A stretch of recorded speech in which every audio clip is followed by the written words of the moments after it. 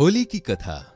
बहुत समय पहले हिरण्यकश्यप नाम के राक्षस ने ब्रह्मदेव की तपस्या करके उनसे वरदान मांगा।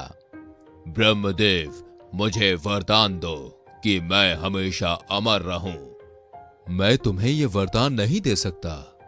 जब ब्रह्मदेव ने अमरता का वरदान देने से मना कर दिया तो हिरण्यकश्यप ने दूसरा वरदान मांगा। ब्रह्मदेव, मुझे वरदान दो कि मुझे संसार में रहने वाला कोई भी जीव जंतु, राक्षस, देवी देवता और मनुष्य मार ना पाए। साथ ही मैं ना दिन में मरूं और ना रात के समय, ना तो पृथ्वी पर और ना ही आकाश में, ना तो घर के अंदर और ना ही बाहर, ना ही शस्त्र से मरूं और ना ही अस्त्र से। हिरण्यकश्यप की तपस्या से ब्रह्मदेव खुश थे ही, इसलिए अमरता के एक वरदान के बदले उन्होंने ये सारे वरदान उसे दे दिए। इसे पाकर उसने हर जगह तबाही मचानी शुरू कर दी।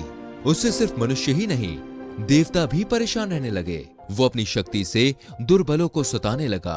हिरण्यकश्यप से बचने के लिए लोगों को हिरण्यकश्यप की पूजा करनी पड़ती थी। भगवान की जगह जो भी हिरण्यकश्यप की पूजा करता वो उसे छोड़ देता, और जो उसे भगवान मानने से मना करता वो उसे मरवा देता या अन्य सजा देता। समय के साथ साथ राक्षस हिरण्यकश्यप का आतंक बढ़ता गया। कुछ वक्त बीतने पर हिरण्यकश्यप के घर भगवान विष्णु के परम भक्त प्रहलाद का जन्म हुआ।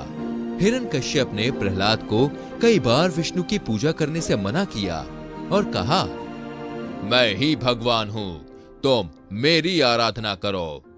हर बार हिरण्यकश्यप की बात सुनकर प्रहलाद कहते, मेरे सिर्फ एक ही भगवान है और वो भगवान विष्णु है।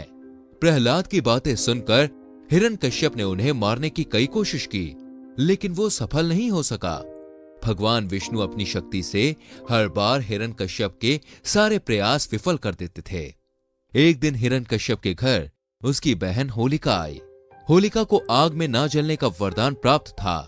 उसके पास एक कंबल था जिसे लपेटकर अगर वो आग में चली जाए तो आग उसे जला नहीं सकती थी। हिरण्यकश्यप को अपने बेटे से परेशान देखकर होलिका ने कहा, भैया, मैं अपनी गोद में प्रहलाद को लेकर आग में बैठ जाऊंगी, जिससे वह जल जाएगा और आपकी परेशानी खत्म हो जाएगी। हिरण्यकश्यप ने इस योजना के लिए हामी भर दी। उसके बाद होलिका अपनी गोद में प्रहलाद को बैठाकर आग पर बैठ गई।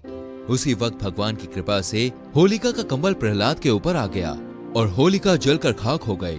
प्रहलाद एक बार फिर से प्रभु विष्णु की कृपा से बच गए।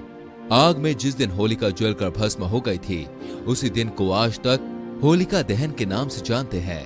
इसे बुराई पर अच्छाई की जीत के रूप में देखते हुए होलिका दहन के अगले दिन रंगों से होली खेली जाती है।